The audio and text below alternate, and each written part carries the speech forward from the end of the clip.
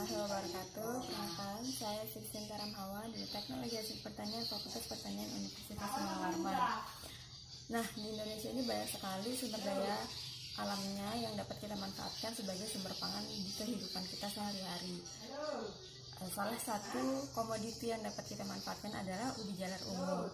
Ubi jalar ungu ini merupakan salah satu komoditi yang banyak sekali mengandung antosianin dan senyawa fenol yang dapat dijadikan sebagai antioksidan bagi tubuh.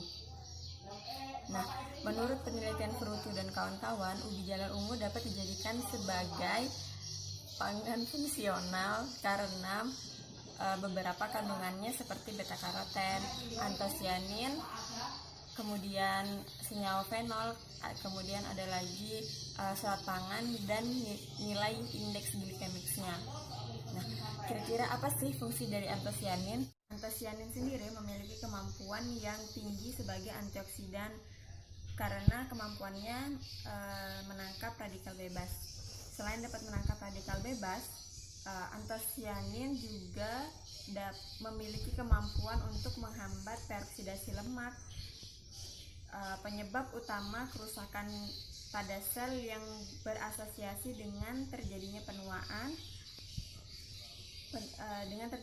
penuaan dan penyakit degeneratif. Kemudian antikarsigenik dan dapat mencegah gangguan pada fungsi hati, antihipotensi dan antihiperglikemik. Nah, gimana sih cara mengkonsumsi ubi ungu ini?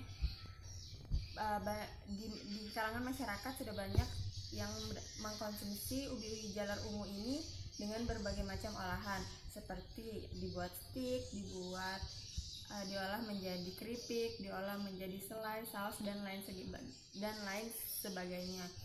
Nah, salah satu cara yang dapat kita gunakan, yang dapat kita lakukan untuk mengolah ubi jalar ungu ini adalah dengan cara dibuat selai atau saus. Caranya mudah, yaitu dengan ubi jalar ungu yang sudah kita bersihkan, kita kupas kulitnya dan kita cuci bersih, itu kita kukus selama 30 menit sampai dia masak. Kemudian kita haluskan dengan menggunakan blender.